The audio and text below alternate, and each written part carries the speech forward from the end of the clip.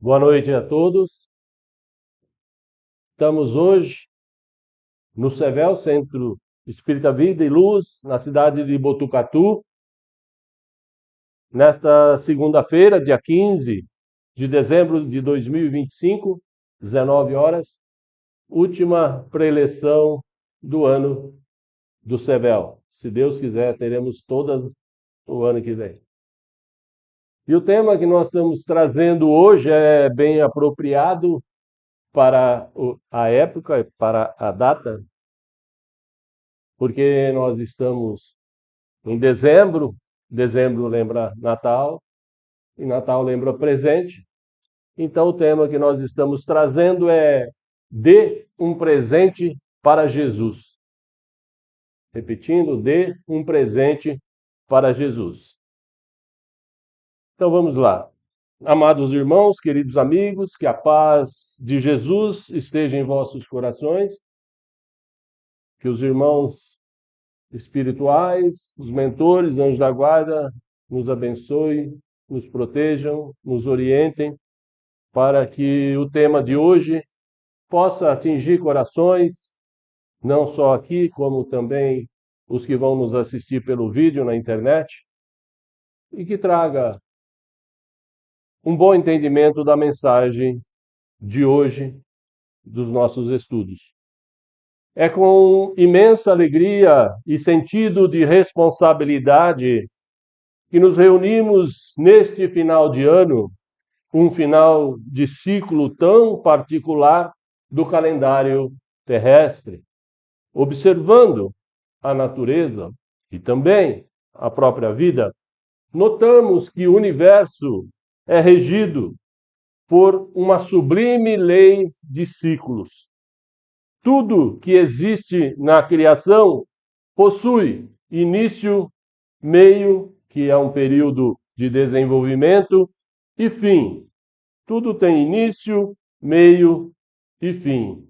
Com isso, o dia segue lugar à noite, a semente cumpre o seu ciclo para dar origem a uma planta, as estações sucedem em uma dança incessante de renovação. Ora, se os fenômenos naturais se organizam em ciclos, a nossa experiência humana não poderia ser diferente disso. Por convenção, estamos agora nos aproximando do final do ano, o encerramento de mais um período de 365 dias. E o que representa este marco? Ele se manifesta em nossos corações, trazendo consigo uma dualidade inevitável. De um lado, a alegria das celebrações, a euforia das festas e a esperança de um futuro promissor. De um outro lado, a melancolia, a lembrança, a saudade daqueles que partiram neste ano e, principalmente, a necessidade íntima que nós sentimos de um balanço anual de contas. Ao nos questionarmos o que fizemos com o tesouro do tempo que nos foi amorosamente concedido por nosso Pai. Façamos uma comparação com a vida eterna. Meus irmãos, este balanço de final de ano não é apenas uma tradição humana. Ele é uma aula da escola de preparação para um espírito imortal. É uma aula da escola de preparação para o espírito imortal. Busquemos, para entender isso na nossa mente, a maravilhosa lei da reencarnação. A doutrina espírita nos ensina que a nossa vida no corpo físico, ou a encarnação, é o nosso maior e o melhor ciclo de aprendizado. O maior e melhor ciclo de aprendizado que o espírito tem é enquanto ele está encarnado. E o seu fim, ou seja, a morte do corpo ou o final do ciclo, é o momento em que, lá na espiritualidade, nós somos naturalmente levados a um profundo autoexame de consciência. É a nossa prestação de contas dessa vida encarnada que encerramos, onde revisaremos os erros e os acertos, as perdas e os ganhos morais, para então, assim, podermos iniciar mais uma preparação para a nossa próxima reencarnação. Então, primeiro a gente revisa tudo, os erros, os acertos, e depois começa a se preparar para uma nova reencarnação. Assim, então, este final de ano torna-se um ensaio espiritual, ou um treinamento, ou então uma oportunidade abençoada de fazermos a nossa preparação, para quando chegarmos então lá no além-túmulo, possamos fazer a nossa prestação de conta dessa atual vida encarnada. Então, o nosso objetivo hoje aqui é muito claro. Se temos que nos aprimorar nessa vida, trabalhando aquilo que chamamos de conheça-te a ti mesmo, para recomeçarmos bem a nossa próxima reencarnação, é nosso dever moral e intelectual aproveitar muito bem este final de ciclo para aprendermos. Analisar e identificar o que precisa ser reparado, o que precisa ser perdoado, e então o que precisa ser mudado, para que possamos iniciar um novo ciclo que se anuncia, com a alma mais leve, o coração mais apto ao amor e à caridade. Nós que estudamos o Espiritismo e por conhecermos um pouco da doutrina espírita, temos o dever de fazermos o autoexame de final de ano, a chamada prestação de contas kardeciana. Vocês conheciam? Prestação de contas kardeciana. O Espiritismo, sendo a doutrina da terceira revelação, além de nos oferecer o consolo, ele nos cobra a ação moral e, sobretudo, a reflexão íntima. O final de ano, como dissemos, é o nosso período de balanço do ano que passamos. E para realizar esse balanço com eficácia, devemos recorrer à mais importante ferramenta de progresso que já nos foi ensinada. Allan Kardec, ao final da questão 919, em O Livro dos Espíritos, busca sintetizar, resumir a senda, o caminho que devemos seguir para a nossa melhoria individual. Nessa questão, Kardec indaga aos espíritos superiores, dizendo assim: qual é o meio prático mais eficaz que tem o homem de se melhorar nessa vida e de resistir à atração que vem do mal? Então, qual é o meio mais eficaz de progredir, de melhorar e ainda evitar a atração que o mal nos causa? A resposta foi direta e profunda. Disse o Espírito: um sábio da antiguidade vos disse: conheça-te a ti mesmo. Conhecer-se a si mesmo é uma máxima de ouro. Ela foi imortalizada por Sócrates. É o ponto de partida do nosso balanço anual. Por quê? Porque ninguém pode corrigir aquilo que não conhece bem. Então, se eu nem a mim não conheço direito, como é que eu vou me melhorar? Como é que eu vou me corrigir? Daí o conheça-te a ti mesmo é o início da nossa melhoria. Então, este final de ano é um momento, então, da gente sair um pouco daquele turbilhão de atividades e preocupações do nosso dia a dia e olhar para dentro de nós mesmos. Allan Kardec, no final dessa questão 919, ele fez um comentário dizendo assim, que ele iria sugerir um meio prático que foi inspirado na sabedoria de São Luís para guiar esse nosso autoexame. Então, é um meio prático. Este meio prático é chamado de roteiro de São Luís para o autoexame, para o autoconhecimento. Este roteiro deve ser o norte da nossa prestação de contas neste final de ano, no outro e no final dessa encarnação. O roteiro começa assim, a primeira pergunta de São Luís. Ao final do dia, devemos nos perguntar: se eu tivesse que ser chamado agora mesmo para ter com Deus, ou seja, se eu morresse, que prestação de conta eu apresentaria para Deus? Se a gente pegar e fazer um paralelo dessa questão de São Luís, a gente transportando em vez do dia para o ano, ficaria assim, transportando então para o final do ano.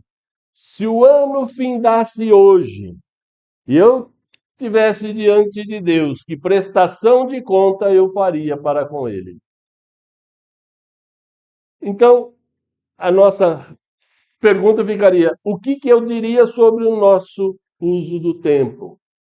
O que eu diria sobre o nosso talento, como que foi usado? E a nossa energia, como que aplicamos ela? Nós fomos úteis para alguém, para alguma coisa? Fomos fraternos? Qual seria este nosso balanço anual? A segunda desse roteiro de São Luís é assim, ele fala sobre ação. Procuremos ver quais as faltas que cometemos, quais os nossos deveres que deixamos de cumprir no dia de hoje, porque o roteiro é diário. Adaptando para o ano, então, nós teremos quais os erros que cometemos neste ano, como podemos falhar na caridade que deixamos de fazer, como é que podemos falhar naquela palavra amiga de consolo e incentivo que não proferimos para aquele irmão que estava precisando de um bom conselho, de um apoio, de uma orientação. A omissão é muitas vezes o nosso maior erro. A gente poderia, às vezes, fazer e não faz. A terceira pergunta de São Luís fala sobre a consciência. Diz ela: a consciência deve ser o nosso juiz. A consciência que ele interroga lhe dá sempre a resposta. Ao arguirmos a nossa consciência, ela nos dará sempre a resposta sobre como foi o nosso comportamento. Então, meus amigos, a consciência nossa, de cada um de nós, nada mais é que um código moral de leis divinas que está gravado em nossa consciência. É um código moral de leis divinas. Então, a meta principal para a nossa melhoria é o combate ao orgulho e ao egoísmo. Essas são as piores doenças que nós ainda temos. O resultado do autoexame anual deve nos conduzir à identificação dessas duas principais chagas espirituais, que são elas a origem dos nossos males e dos nossos desequilíbrios. O egoísmo, que nos deixa blindados para o sofrimento do próximo e apenas nos permite, nos mantém concentrados e preocupados em lamentar os nossos próprios problemas, nossas próprias perdas, dificuldades. O orgulho que nos impede de reconhecer os nossos próprios erros, nos impede até de pedir perdão, fazendo-nos com isso manter as nossas raivas, os nossos ressentimentos e as mágoas que iniciaram e transcorreram durante o ano que se findou. Bezerra de Menezes nos lembra: a doutrina espírita não é para nos fazer ricos em bens materiais, mas para nos fazer riquíssimos em virtudes. Riquíssimos em virtudes, diz Bezerra de Menezes, especialmente na caridade, que é o antídoto do egoísmo, e na humildade, que é a contrapartida do orgulho. O autoexame de final de ano é, portanto, o nosso compromisso de identificar onde o egoísmo e o orgulho atuaram em 2025 e traçar a estratégia para combatê-los e impedi-los de atuar novamente em 2026. Se o final do ano nos convida ao balanço, o ano novo, então, nos convida à ação e ao recomeço de uma forma melhor do que no ano anterior. Na visão espírita, a verdadeira renovação não espera o calendário anual. Não. No Espiritismo, a gente não faz isso anualmente somente anual, não. No Espiritismo, a renovação ela é um ato da vontade que se manifesta a cada dia, a cada amanhecer. O espírita tem que fazer isso a cada dia, a cada amanhecer. O que eu não fiz no dia de ontem, o que eu não, né? No que eu poderia melhorar naquilo que eu fiz de errado ontem. Hoje, eu quero ser um cristão melhor do que fui ontem. Esse é o lema nosso. Hoje eu quero ser um cristão melhor do que foi ontem. Isso eu tenho que pensar toda manhã. A isso, a doutrina espírita nomina de a reencarnação diária. Cada dia nasce um novo homem. Então é um recomeço de todo dia. O Espírito Emmanuel nos presenteia com a lição chamada "O tempo não retrocede, o tempo não volta atrás". Muitas vezes, ao fazermos o balanço de final de ano, somos tentados a ficar desanimado. Eu não consigo, não é isso? Então, nós somos tentados ao desânimo pela nossa autocondenação, lamentando o tempo perdido e os erros cometidos. Aqui, nessa lição, o ensinamento de Emmanuel se torna, para esses casos, um farol de esperança. Essa lição está no livro Pão Nosso, é a lição de número 160, e o título que Emmanuel deu para ela chama Recomecemos.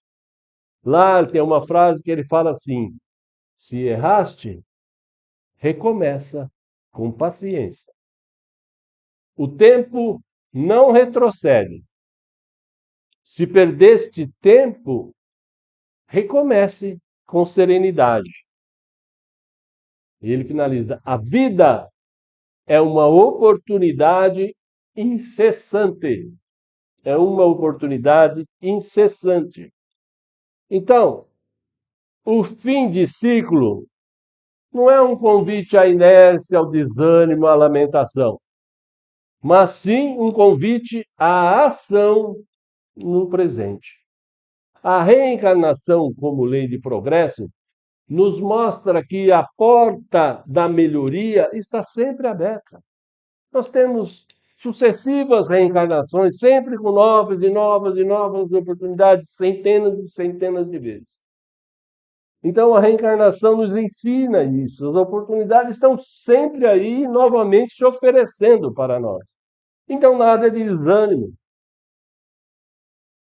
né? Nada de lamentação. O Ano Novo, portanto, é a celebração dessa oportunidade incessante de fazer melhor agora, nesse novo ciclo de 2026. E ao final do ano, não nos esqueçamos do perdão que temos que praticar todo final de ano. Temos que perdoar todos os nossos desafetos, todos. E também praticar o auto-perdão, o perdão a nós mesmos, pelos nossos erros e as nossas falhas. Os maiores fardos que nós transportamos de um ano para o outro, que mais nos pesa quando começamos um novo ano, é a opressão, o peso das mágoas não resolvidas no ano anterior. E, crucialmente, o peso da culpa dos nossos próprios erros. Isso é o que pesa para começar animado um novo ano. O perdão ao adversário tem a ver com aquilo que chamamos de indulgência. Para que o ano seja um ano realmente novo, que a gente esteja começando algo novo, nós precisamos desonerar o nosso coração, tirar esse peso, essas mágoas, essas raivas que está em nosso coração. Isso é com o perdão que a gente faz. O Evangelho, segundo o Espiritismo, no capítulo 10, nos ensina que a indulgência é a benevolência para com as imperfeições dos outros. É ser compreensivo com a imperfeição dos outros. E também a prática do perdão às ofensas, porque estamos compreendendo, né, que todos somos imperfeitos. Nos entregar a Deus e esquecer os ressentimentos é o maior alto presente de Natal que nos daremos. Então, nos entregar a Deus, esquecermos as raivas, os sentimentos, as mágoas, é o maior presente que nós nos daremos nesse Natal. Porque nós começaremos o outro ano leves, livres e soltos. Perdoar a si mesmo é se livrar do que se chama auto-obsessão. Perdoar a si mesmo é se livrar de uma auto-obsessão, eu obsediando a mim mesmo. A doutrina espírita e também André Luiz, nos seus livros, nos alertam para ficarmos atentos a essa auto-obsessão. A nós obsediando a nós mesmos. Porque o espírito que vive remoendo o passado, o homem que fica lamentando os erros que já passaram, que não pode mais ser desfeito, já foi feito o erro. Ele cria um campo vibratório de desequilíbrio. E esse campo de desequilíbrio irá atrair energias de estagnação, ou seja, ele não consegue sair do lugar, parece que ele está travado. Entendeu? André Luiz nos ensina que o ontem é uma lição e não uma prisão. Então, os nossos erros do passado são lições, não são prisões para nos deixar estagnados, são lições para que a gente vai em frente com um aprendizado maior. Então, trabalhe no dia de hoje e evite aquela fixação mental dos prejuízos e dos erros do passado, para que possas receber a luz da renovação de um novo ciclo. Então, para um bom recomeço em 2026, é vital que deixemos as culpas de 2025 lá para 2025, lá para trás, transformando o remorso que nos destrói em ação reparadora no dia de hoje, no presente. O nascimento de Jesus é o maior exemplo de recomeço. Por estarmos em dezembro, o Natal adquire um significado muito especial, muito profundo e também doutrinário. Significado esse que transcende a festividade material do Natal. Então, o nascimento de Jesus, a festividade transcende a festa material. O nascimento de Jesus não é só um evento histórico que aconteceu há 2025 anos. Não. Ele é o símbolo máximo da renovação e da esperança. Então, o nascimento de Jesus, que veio para nos ensinar e nos libertar, é o símbolo máximo da nossa renovação, da nossa melhoria e da nossa esperança de um dia atingirmos a perfeição.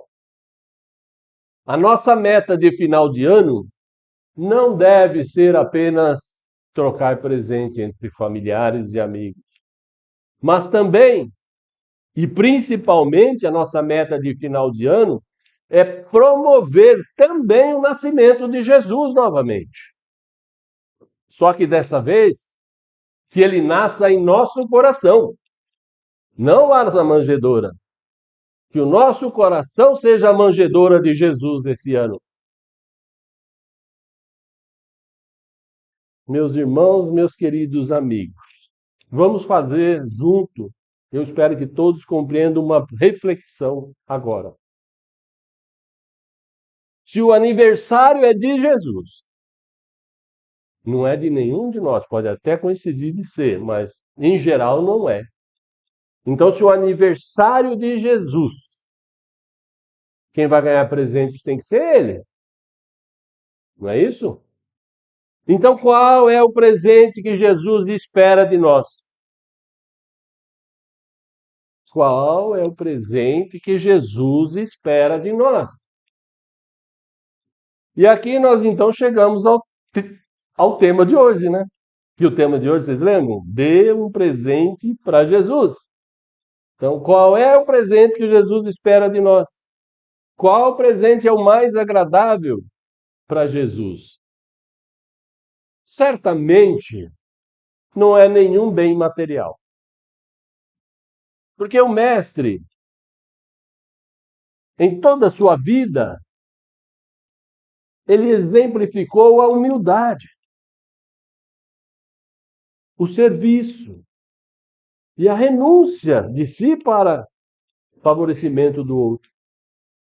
Então, o único presente que tem valor para o nosso mestre maior é o presente que toca o cerne da sua doutrina cristã, que é o quê?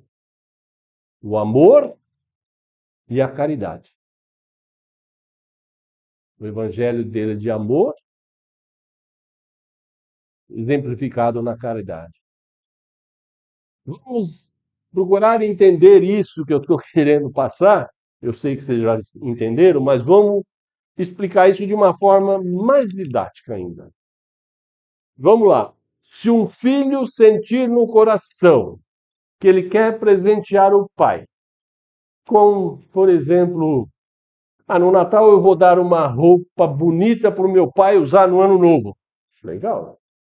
Ou então eu vou dar uns equipamentos, uns espetos, uns equipamentos de churrasqueiro, que meu pai é doido para fazer churrasco. Então vou dar um equipamento de churrasqueiro, meu pai gosta muito. É óbvio que a criança vai precisar para isso do dinheiro de quem? Do pai. Então a criança vai dar algo com o dinheiro do pai. Feito isso, vamos supor que deu os espetos modernos, elétricos e tudo mais. O pai vai ficar alegre? Vai sim. Mas ele vai sentir também que ele recebeu algo com algo que já era dele, que era o dinheiro dele. Algo que foi oriundo do trabalho dele, do esforço dele. Então, na verdade, ele ganhou o que já era dele. Agora, por outro lado, se o filho, a hora que for entregar, vamos supor, o espeto do churrasco de presente para o pai, aquele espeto moderninho, ele, além disso, complementasse dizendo assim: pai, desde o Natal passado, eu decidi que este ano eu iria dar o meu melhor presente de Natal para o senhor. Presente esse às custas do meu esforço, da minha luta. Com isso, pai, eu procurei durante esse ano me comportar bem. Eu respeitei muito mais a minha mãe. Eu evitei brigar com os meus irmãos e com os meus amigos, coleguinhas de escolas. Eu evitei dizer palavrões que eu tanto dizia. E as minhas notas baixas que tanto te deixavam triste, papai, este ano ficaram entre as melhores da minha sala de aula. Todos nós temos certeza que este segundo presente tocou mais profundamente o coração do pai do que aquele presente material que ele entregou primeiro. Concordam comigo? Então, o nosso irmão maior, que é o nosso governador planetário, ele não precisa de nada que nós possamos adquirir financeiramente. Ou mesmo que seja eu fazer uma imagem dele de madeira ali, entalhando com as minhas próprias mãos. Ele não precisa de nada disso. O presente que tem valor para ele, que é um presente espiritual e eterno, é o nosso progresso moral, é a nossa evolução, que a gente consegue através da nossa reforma íntima, da nossa melhoria. E tudo que nós dermos materialmente já é dele. Porque o dia que a gente for embora vai ficar aqui, e ele é o governador daqui. Contudo, então, a nossa melhoria íntima deve obrigatoriamente ser transferida para fora. Ou seja, aquilo que eu estou me melhorando, eu tenho que pôr para fora. Não basta eu ter boas intenções guardadas no peito. Como aquele que diz assim: nossa, eu tenho tanta coisa boa guardada no peito. Tanta coisa, vocês nem imaginam.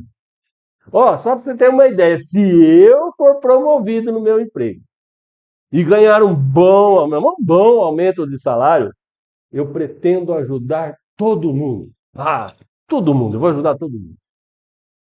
Mas eu tenho que ter um bom presente, um aumento de grana. Ou então o outro fala assim: ah, se eu ganhasse na Mega Sena. Vocês nem sabem, eu ia construir um Sevel novo, um centro espírita novo para o Sevel. Lindo, maravilhoso, pomposo. Seria o centro espírita mais bonito de Botucatu. Ah, eu faria. Se eu ganhasse na Mega Sena, não tem dúvida que eu faria.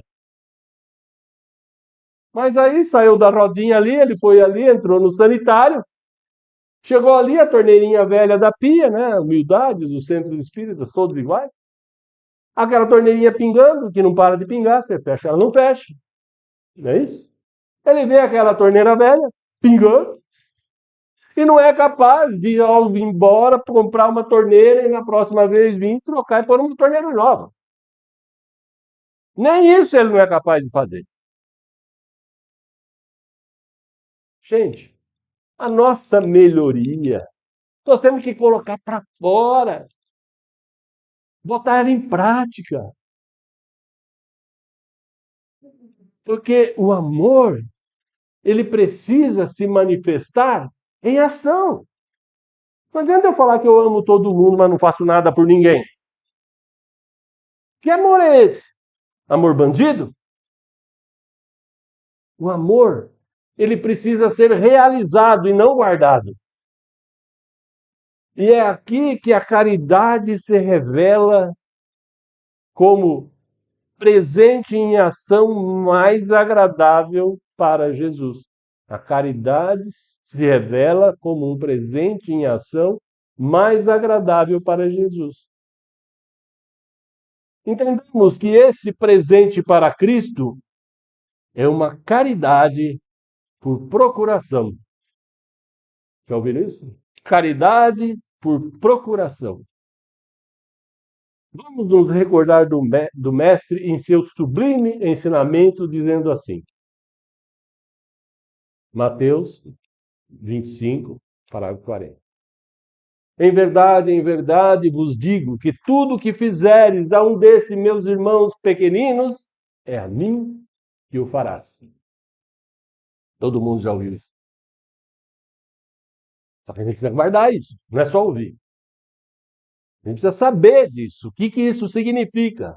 Isso é a caridade por procuração. Então, a caridade por procuração, meus irmãos, é o ato de dar um presente a Jesus por meio de seus procuradores, aos quais ele nominou que são os meus pequeninos da terra. Então, quem são os pequeninos do Cristo?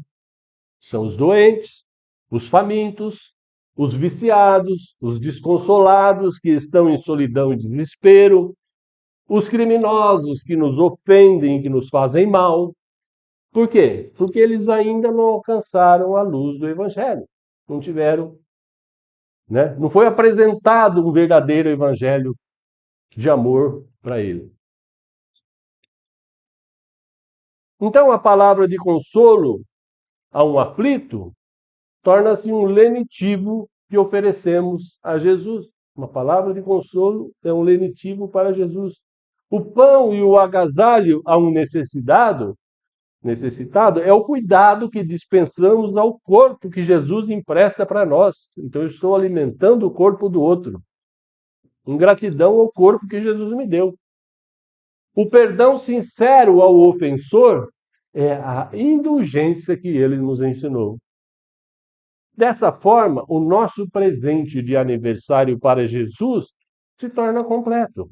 Por quê?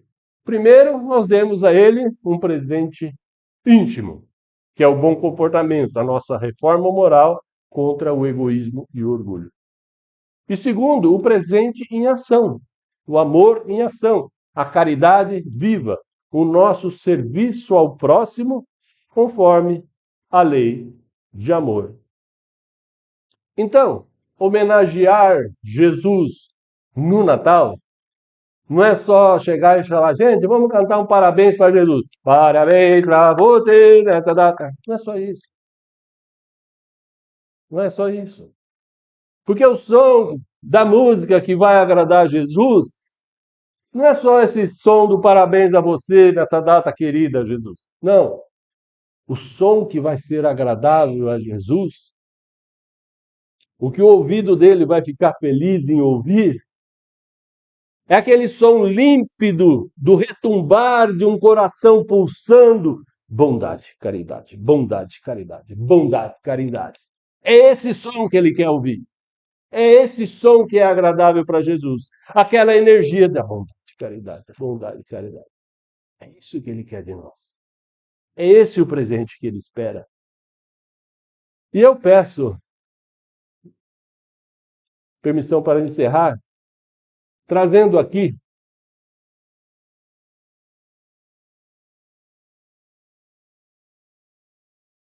a lei do amor como síntese e realização.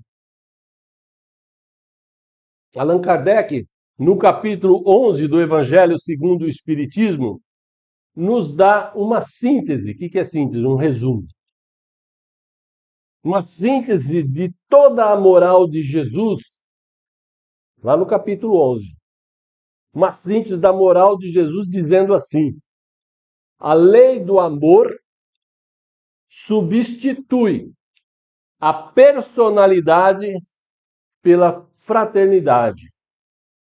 Então, a lei do amor substitui a personalidade, eu, pela fraternidade, o próximo. A lei do amor é eu me trocar pelo próximo. O maior progresso que podemos almejar em 2026 é justamente esse. É substituir o eu por ele. É eu deixar de pensar tanto em mim, egoísmo, orgulho, e pensar mais no outro, bondade, caridade. O amor é o único investimento que fazemos que nenhuma traça corrói, que não enferruja. É o único tesouro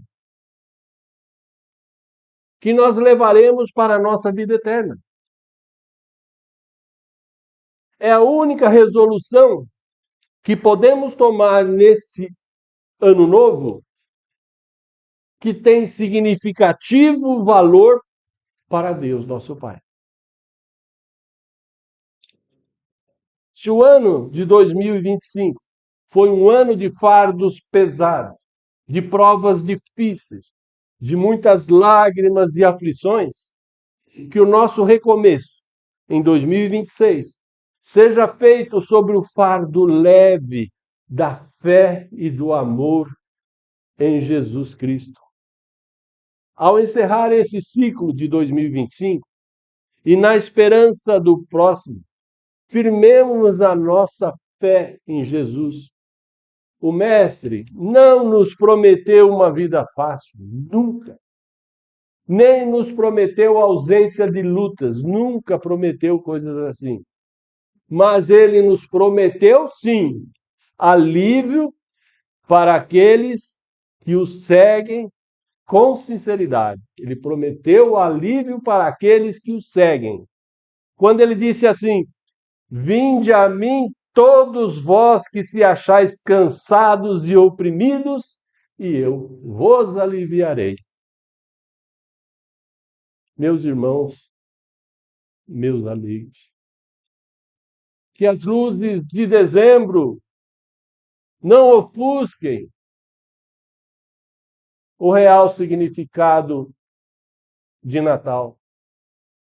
Que as festas, os amigos, os presentes não os façam esquecer de Jesus no dia do seu aniversário. Pois Natal é o nascimento da esperança em nossos corações. Lembremos-nos, o 25 de dezembro é o aniversário de Jesus. 25 de dezembro é o aniversário de Jesus. Que o nosso maior e mais sincero presente seja aquele que o nosso Mestre espera de nós.